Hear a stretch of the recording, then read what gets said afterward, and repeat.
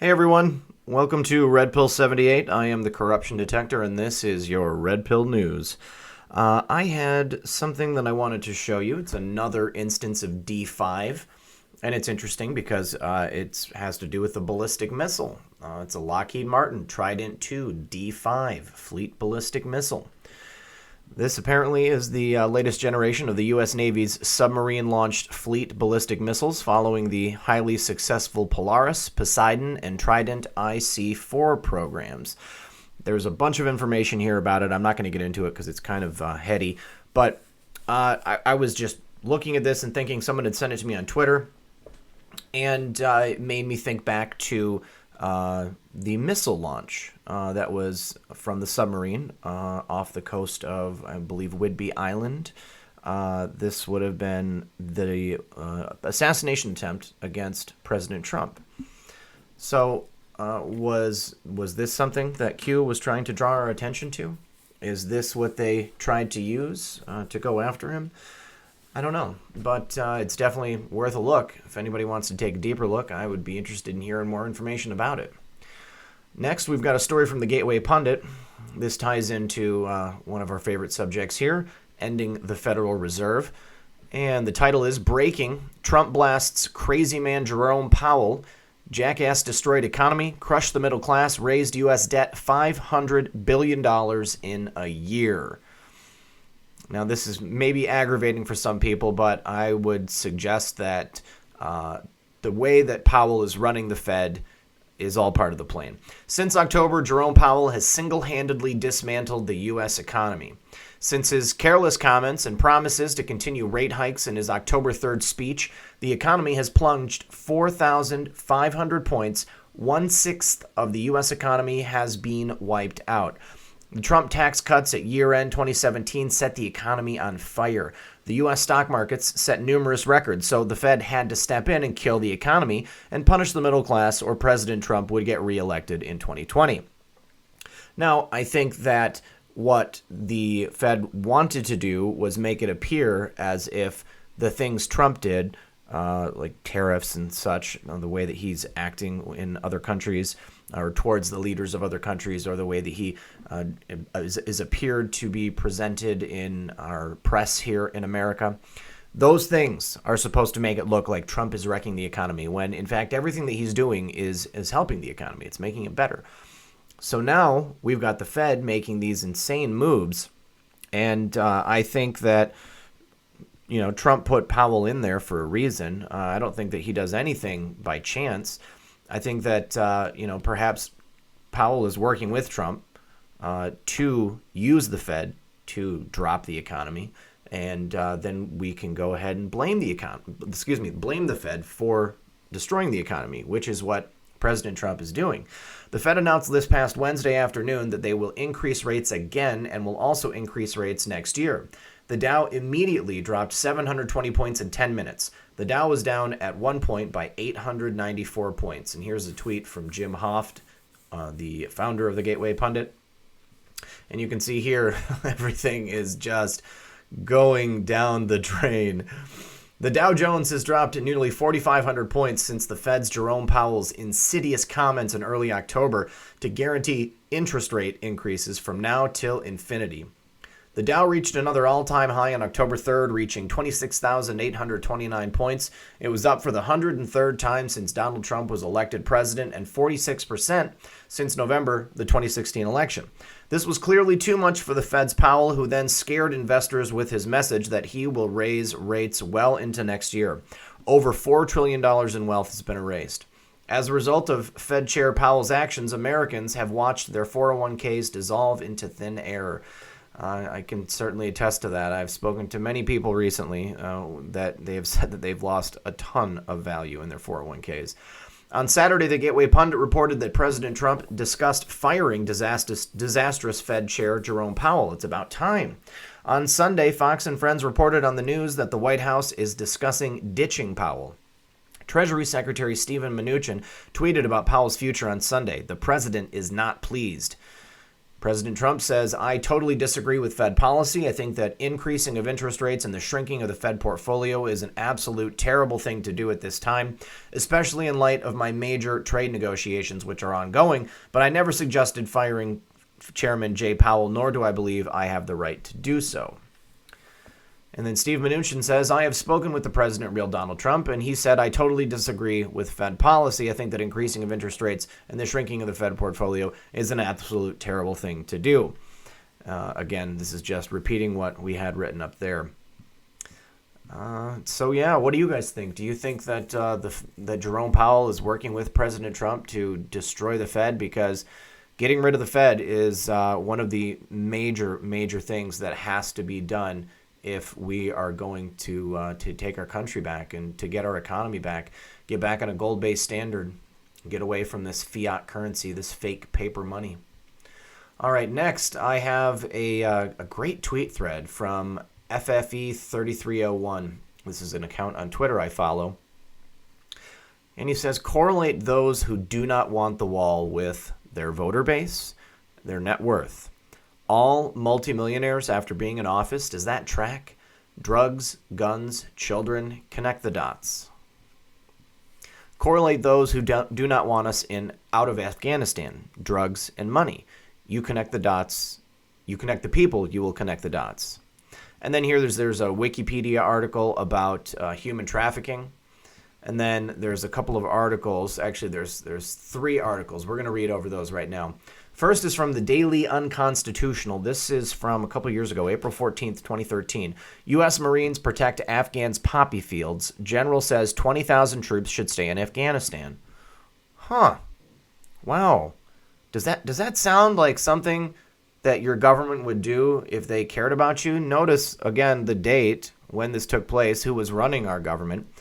And now President Trump wants to get us out of Afghanistan. Well, I guess that would mean by distinction there, he's going to have us no longer guarding the poppy fields. I knew people who were stationed in Afghanistan, and they told me point blank, yes, we were guarding poppy fields. Many news stories about U.S. military protecting poppy fields fail to point out some of the very obvious hypocrisy. It's not just that poppies are grown for opium. That can be turned into heroin. If the fact that our military budget assists in other countries' drug problems, that would be a small but relevant point of hypocrisy. The larger picture is that these opium fields are also used to supply opium all over the world and are used to create pharmaceutical drugs that we use in the United States as well as everywhere else in the world. Yes, as usual, the wealthy megacorporations exploit the poor and exacerbate their problems to make a profit. I would also point out how much the heroin and opiate problem has grown in the United States since April of 2013. It's exponential at this point. I know so many people that have been touched by deaths of their friends and family overdosing. This is in a continuation of the article, U.S. Marines protect Afghans' poppy fields. The Marines of Bravo Company's 1st Platoon sleep beside groves of poppies. Troops of the 2nd Platoon walk through the fields on strict orders not to swat the heavy opium bulbs. The Afghan farmers and laborers who are engaged in scraping the resin from the bulbs smile and wave at the passing soldiers. The Helmand province is the world's largest cultivator of opium poppies, the crop used to make heroin. I would also say Helmand province is where that gentleman Jesse Wade Stites passed away in that chopper crash. Afghanistan grew 93% of the world's poppy crop last year, with Helmand alone responsible for more than half of the opium production in the country, according to the United Nations Office on Drugs and Crime. Heroin, as it turns out, represents the only staple of the Afghan economy. The country manufactures no domestic products for exportation, and the rocky terrain yields no cash crops, except, of course, the poppies. The poppies fuel the great jihad against the United States and the Western world. More than 3,500 tons of raw opium is gleaned from the poppy crops each year, producing annual revenues for the Taliban and Al-Qaeda that range from $5 billion to $16 billion. Destroying the fields would very well put an end to terrorist activities in Afghanistan and Pakistan, but the Obama administration remains intent upon protecting the poppies so that the Afghan farmers and local drug lords can reap the benefits of what purports to be a bumper crop. Many Marines in the field are scratching their heads over the situation. Wow. Here's another article. General says 20,000 troops should stay in Afghanistan. The American commander in the Middle East on Tuesday said he had recommended that 13,600 United States troops remain in Afghanistan after the combat mission ends in 2014, a number slightly higher than the one being considered by NATO and Pentagon officials. The officer, General James Mattis of the Central Command, revealed his recommendation during a hearing of the Senate Armed Services Committee, where he also said that a NATO contribution to an enduring mission in Afghanistan could equal half of the American deployment for a total alliance troop presence of 20,000 under his proposal. General Mattis. President Obama has not decided on the size of any troop deployment after 2014, which would also require agreement with the government in Kabul. During a session of NATO defense ministers last month, alliance officials discussed a proposal for training, support, and counterterrorism operations in Afghanistan after 2014 that envisioned a force of up to 9,500 American troops and up to 6,000 more from other coalition nations. George Little, the Pentagon press secretary, said those talks focused on a smaller range of 8,000 to 12,000 troops overall, including American and allied contributions. There are about 66,000 American troops in Afghanistan today, with that number to drop to 32,000 by early next year. Discussing Syria, General Mattis told the Senate that providing weapons and other lethal aid to rebels fighting to oust President Bashar al-Assad was complicated and potentially self-defeating, since the situation was so chaotic that the arms could end up in the possession of militants linked to terrorist organizations. Well, hindsight's 2020. I think we know how that one worked out. His assessment of Iran's nuclear program is that Tehran is enriching uranium at a pace far beyond any peaceful purpose, but that he fully supports economic sanctions. General Mattis warned Iran not to view reductions in American deployments in the region as a sign of weakness. They were brought on by budget cuts under the sequester. In particular, he noted that he had other combat assets to make up for the decision to deploy just one aircraft carrier in the region rather than two. I have what it takes to make it the enemy's longest day and their worst day, General Mattis said, and we'll get the other carrier out there to quickly reinforce. General Mattis testified alongside Admiral William H. McRaven, commander of the Special Operations Command, who also was questioned on the impact of the sequester on his ability to carry out training and missions. Admiral McRaven said the sequester cut out $900 million per year for the Special Operations Command would be made even worse by reductions in money to the various armed services that support his organization and its personnel. So the service cuts that take the compound the service cuts they take compound the problem of special operations support, he said. I get a tremendous amount of my support from the various services, and this will absolutely affect the special operations capability of this nation. Well, everything that they talked about in this article was under the Obama administration, the Obama regime. All right, and ever since President Trump took over, he has sequentially cut these things out of our lives. We are addressing the heroin, the opioid epidemic. We are removing our troops from these nations. We are on our way. We have done so much in the short time that President Trump has been in office. It's amazing when you look back and see how many years we've been living like this, and just how every year it just keeps getting worse and worse and worse. And now finally it's getting better, and people just don't know how to deal with it. Okay, not you guys, obviously, but there's a lot of people out there whose minds are just exploding because they cannot fathom that the evil Donald Trump would be doing things that would be good for them. On to the next article. Obama protected Hezbollah drug ring to save Iran nukes deal. Wow, that's interesting. December 8th, 2017. This is from the New York Post. The Obama administration stymied a sprawling investigation into the terror group Hezbollah and its highly lucrative drug trafficking networks to protect the Iran nuclear deal, according to a bombshell report. A team at the Drug Enforcement Administration had been working for almost a decade to bring down the Iran-backed militant organization's sophisticated $1 billion a year drug ring, which laundered money and smuggled cocaine into the United States. But the Departments of Justice and Treasury repeatedly undermined agents' efforts to arrest and prosecute key members of the criminal network because the Obama White House feared upsetting Tehran ahead of the nuclear agreement, according to Politico. Former Treasury official Catherine Bauer even admitted in little-notice testimony to the House Committee on Foreign Affairs late February that under the Obama administration, these Hezbollah-related investigations were tamped down for fear of rocking the boat with Iran and jeopardizing the nuclear deal. When the Iran agreement took effect in January 2016, the investigation, dubbed Project Cassandra, was effectively dismantled. This was a policy decision. It was a systematic decision, said David Asher, an expert in illicit finance who helped found the project. They seriously ripped apart this entire effort that was very well supported and resourced, and it was done from the top down. The task force worked for 8 years out of a top secret facility in Virginia, and with the help of 30 American and foreign security agencies, to unravel the global crime syndicate that was funding Hezbollah's jihadist operations.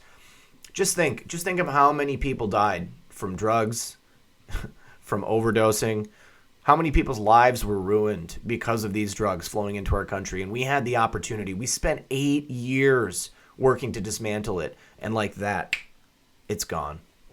Politico also reported that late Venezuelan President Hugo Chavez was in cahoots with then Iranian President Mahmoud Ahmadinejad and Hezbollah in cocaine trafficking and other activities meant to undermine U.S. influence. In 2007, Venezuela's state-run Conviasa airline was ferrying drugs and cash from Caracas to Tehran via Syria each week. DEA agents nicknamed the airline Aero Terror because the planes would come back carrying weapons along with Hezbollah and Iranian operatives.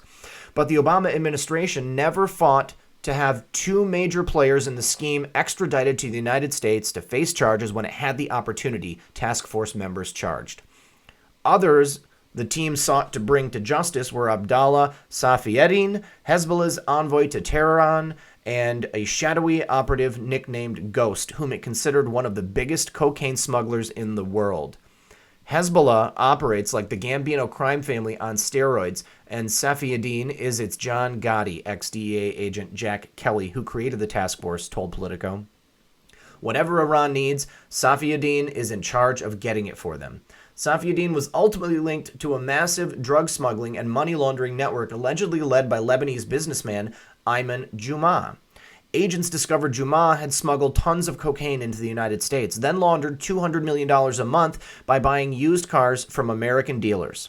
The cars were sent to Benin in West Africa, where satellite photos taken in 2015 showed rows upon rows of used cars in a lot. But the Obama administration repeatedly thwarted efforts to prosecute Safieddine, Politico reported. An Obama spokesperson denied the operation was derailed for political reasons, noting several Hezbollah members were arrested. Other administration officials suggested those involved were blind to the bigger picture. The world is a lot more complicated than viewed through the narrow lens of drug trafficking, one official said. So you're not going to let CIA rule the roost, but you're also certainly not going to let DEA do it either. Wow. Yeah, so the world is so complicated that they can't look out for the best interests of the people of America. And by proxy, they'd be able to look out for the best interests of the rest of the world by ridding the world of these disgusting drug dealers and these terrorists. Think of how many lives could have been saved in just the last couple of years. It's horrible. Pardon me. This is from the board owner at 8chan, and I'm just going to read it through. Forgive us that it took a while for us to reach out to you. It took an enormous amount of time and focus to make sure the biggest intelligence drop in our history was properly organized. We had to keep our heads down for that period and stay off the radar as much as possible. However, that was then and this is now. We need you to discuss this with everyone you know as much as you possibly can. You're all welcome here. It's civil, and we're here to help you as much as possible. You have known for decades that there was something deeply wrong with the official story of the JFK assassination. You watched the Church Committee hearings and discussed when it was revealed that the CIA had a heart attack gun. Oliver North's games did not impress you. Neither did Bill Clinton's during his time in Arkansas. And the deeply disturbing events at Ruby Ridge, Waco, and Oklahoma City just cemented your distrust of the federal government. And then there was 9/11. All sorts of questions have yet to be answered about that tragic day, especially about Building 7. The current moves against the pedophile elites who run the world is just the beginning. It's all going to come out about everything. It will take a long time to unravel, but it will be unraveled and in public. 99% of the world will be completely horrified and unable to grasp the true scope of the crimes that have been committed. Doubtless, you and I will also be amazed by some things we suspected were true, but had no way of knowing. That's okay. But our job will be to constantly remind everyone we know that the long nightmare is almost over and that the good guys are in charge now. There will be justice. The awful truth about many household names, especially in Hollywood, will finally be known. The unimaginable truth about North Korea will finally be made known. President Trump has been preparing to do something about all of this for many, many years. His business success has allowed him to rub shoulders with the elites for decades, where he learned their secrets while never becoming one of them. Is he really a racist, sexist, misogynist buffoon? Of course not. He's a deeply principled man, straight as an arrow, highly intelligent, and will go down in history as the greatest president ever. He needs your help. Talk about all of this. Point people to the Q book. Post on here, 8chan. Encourage each other. We're witnessing the second most amazing event in history. The first happened 2,000 years ago, but I digress. Q walks among us. Have you learned to read the map yet? Godspeed, Patriots, the board owner. All right, so I wanted to leave you guys on a high note. I know that reading these words has really lifted my spirits. This is happening, everybody. We are witness to, like the board owner said here, the second most amazing event in the history of our world. And we are here at the center of it. We have the power to help open people's eyes. And that's the kind of stuff that I'm trying to do here. I'm just a normal guy, and I just want to get some stuff out there that I think is important. I am so glad that you are here to witness this with me and that you are here to do it for yourself. Okay? Thank you so much, everybody, for watching. Thank you so much for listening. Godspeed. Good night. This has been Red Pill 78. I am the Corruption Detector.